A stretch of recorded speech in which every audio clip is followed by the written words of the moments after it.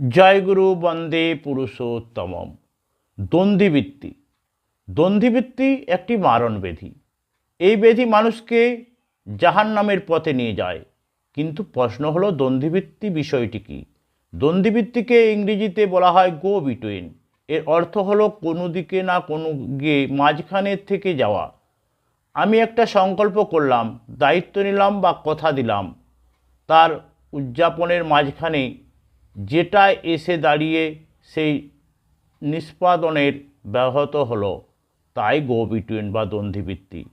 এই প্রসঙ্গে শ্রী শ্রী ঠাকুর বললেন, দ্বন্দ্বীবৃত্তি মানেই কাউকে কথা দিয়ে তা না করা বা এক উদ্দেশ্যে সংগ্রহ করে অন্যতে খরচ করা। এই অভ্যাস লাভপ্রদ যাই করতে যাওয়া যাক, তার ভিতর এমন ফাঁক সৃষ্টি করে দাঁড়ায় যাতে তার থেকে বঞ্চিত হওয়া ছাড়া আর পথেই থাকে না। কথা প্রসঙ্গে শ্রী শ্রী ঠাকুর বললেন, যত দোষেই মানুষের থাকুক, সবচাইতে বদমাইশ ওই গো বিটুইন বা দ্বন্দ্বীবৃত্তি। একবার ধরলে আর ছাড়তে চায় না। দ্বন্দ্বীবৃত্তি সম্পন্ন হলে মানুষ কখনো ঠিক থাকে না, অপ্রকৃত থাকে। তার প্রকৃত ভণ্ডাচারী হয়। কথায় কাজে মিতালি হলে তখন তাকে প্রকৃত বলে।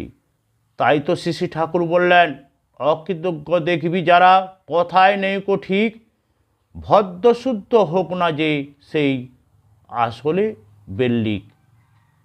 শ্রী শ্রী ঠাকুর কথা প্রসঙ্গে জীবনে কয়েকটি ঘটনা উল্লেখ না করে তার চিন্তাধারার সম্বন্ধে আমরা জানতে পারবো না। একবার ছোটোবেলায় পরম দয়াল আর দিদিমা দুই হাতে দুইবারে দুটি পয়সা দিয়ে পান নিয়ে এসো। তার মধ্যে কোন পয়সাটা, এই দুটি পয়সা দিয়ে বলেছিলেন এই পয়সা দিয়ে পান এবং অপর পয়সা দিয়ে চুন নিয়ে আসতে। পথে যেতে অনেকটা সময় অতিবাহিত হয়েছে। তার মধ্যে কোনো কারণে দুটি হাতের পয়সা এক হাতে গিয়েছে। দুটি পয়সা দেখতে একই রূপ, একই ক্ষমতা, পান ও চুন কিনতে কোনো অসুবিধা হবে না। কিন্তু সেদিন পরমদয়াল দুটি পয়সার কোনটা দিয়ে পান কোনটা দিয়ে চুন কিনতে পারলেন না। কারণ কোনটা পানের পয়সা কোনটা চুনের পয়সা আলাদা করে বের করতে পারবেন না। বিষণ্ণ মনে বাড়ি ফিরে এসে পুনরায় দিদিমাকে জিজ্ঞাসা করলেন, কোনটা পানের পয়সা কোনটা চুনের পয়সা। এইভাবে তিনি নিজের গো বিটুইনের হাত থেকে রক্ষা পেলেন এবং জগতের প্রতিটি মানুষকে শিক্ষাও দিলেন কেমন ধরনের চলনে জীবনকে চালাতে হয়। কর্মের প্রতিটি ক্ষুদ্র অংশ যেন এরূপ ধারণা থেকে বিচ্যুত না হয়। অবহেলা করলে ভবিষ্যতে সেটি মহিরুহের আকার ধারণ করবে।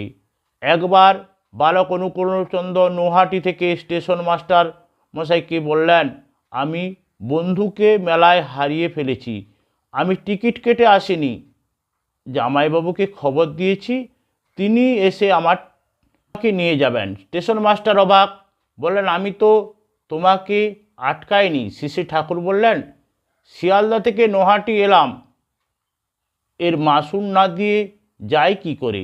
তিনি বললেন, ফাঁকি দিতে পেতে হবে তা, অর্থাৎ ফাঁকিই মিলবে। ফাঁকিবাজিতে জীবন ফাঁক্কা হয়ে যাবে। আর একবার শ্রী শ্রী ঠাকুর একজন ভক্তকে 300 টাকা সংগ্রহ করে আনতে বলেছিলেন। ভক্তটি বললেন, ঠাকুর, আমার কাছে অন্য উপলক্ষে ওই পরিমাণ অর্থ সংগৃহীত আছে, সেটাই এনে দেব। শ্রী শ্রী ঠাকুর বললেন, সে কি কথা? অন্য উদ্দেশ্যে ব্যয় করা দ্বন্দ্বীবৃত্তিতে সামিল। যোগ্যতাকে সাংঘাতিক ব্যাধির হচ্ছে দ্বন্দ্বীবৃত্তি নিয়ে বা কাউকে কথা দিয়ে যথাসময়ে না জানিয়ে তার ব্যত্যয়, অপব্যবহার বা অন্য ব্যবহারকে দ্বন্দ্বীবৃত্তি বলে। যত বড়ই যোগ্যতা থাক না কেন, দ্বন্দ্বীবৃত্তি যেখানে, তা ওই যোগ্যতাকে জাহান্নামের দিকে টেনে নামাবেই কি নেবে। তাই যাই করো না কেন, ওই দ্বন্দ্বীবৃত্তিকে এড়িয়ে চলতে চেষ্টা করো। দায়িত্বশীল মানুষ দক্ষ ও বোধিশীলই হয়ে থাকে। সদুপনা নিয়ে দায়িত্বের অনুচর্চার যথাসময়ে তা নিষ্পাদনেই হচ্ছে শুভ সম্বর্ধনার রাজপথ। ঈশ্বরেই সত্য, ঈশ্বরেই শিব, অর্থাৎ শুভ, ঈশ্বরেই সুন্দর। এই ব্যাধি একেবারে ঘুণ পোকার মতো ভিতর থেকে খেয়ে ফেলে, কোনো চেষ্টার পূর্ণ ফল দিতে দেয় না। যজন যাজন ইষ্টভীতি সস্তৈনী পালন করছে, দ্বন্দ্বীবৃত্তি আছে, শ্রী শ্রী ঠাকুর কথায় তাতে যজন যাজন ইষ্টভীতির ফল পাবে, কিন্তু দ্বন্দ্বীবৃত্তি অনেকখানি নষ্ট করে দেবে। 16 আনার জায়গায় হয়তো 7 আনা ফল পাবে। আমার মনে হয় গোবিটুইন পুষে রাখলে সস্তৈনী নীতি এবং লঙ্ঘন করা হয়। অস্তিত্বের প্রতিকূল একটা জটিল প্রবৃত্তি ছাড়া আর কিছুই নয়। এই জঘন্য প্রবৃত্তিকে যদি ইষ্টস্বার্থ প্রতিষ্ঠার অনুগামী করে নিয়ন্ত্রিত করা না হয়, তাহলে সস্তৈনী পালনের ত্রুটি থেকে যায়। শ্রী শ্রী ঠাকুরের কাছে জানতে চাওয়া হয়েছিল এর প্রতিকার কি। তিনি বললেন, এই বড় ডেঞ্জারাস ব্যাপার। প্রথম যখন শুরু করে তখন মানুষ ঠিক পায় না, কিন্তু ধীরে ধীরে লোম পড়া দাধে কুত্তার মতোই হয়ে যায়। গো বিটুইন মানে মিথ্যাচার। মিথ্যা এসেছে মিথ ধাতু থেকে। মিথ ধাতুর একটি মানে শুনেছি নষ্ট করা। একজনের অনেক ফল এতে নষ্ট হয়ে যায়। সে কিছুতেই মানুষের আস্থা অর্জন করতে পারে না। প্রকৃতির বিধান এমন যে বহু সদ্গুণ থাকা সত্ত্বেও সে সামগ্রিক কৃতকার্যতা লাভ করতে পারে কমেই। মিথ্যাচারজনিত অবচেতন মনের অন্তর্দ্বন্দ্ব তাকে ভিতর থেকে কুরে কুরে খেয়ে ফেলে, সে অপদার্থ হয়ে পড়ে।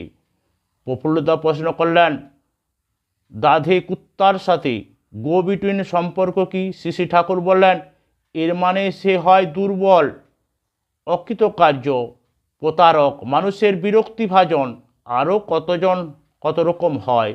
ওর থেকে না হাতে এমন খারাপ জিনিস নেই। যদি বলো করব তাহলে করতেই হয়, যদি বলো চেষ্টা করব বা দেখব, তাতে আন্তরিকভাবে চেষ্টা করতে হয়, দেখতে হয়। শ্রী শ্রী ঠাকুর বললেন, কথাবার্তার ব্যবহারে সাবধান হওয়া দরকার। যদি বলে বিকালে টাকা দেব, তাহলে বিকালেই যেন তেন প্রকারে দেওয়া লাগে। ঠিক বিকালে না দিলে গো বিটুইন হলো, বরং বলা ভালো দেখব নে বিকালে পারি কিনা। শ্রী শ্রী ঠাকুর এই কথা বললেন। সকলকে জয়।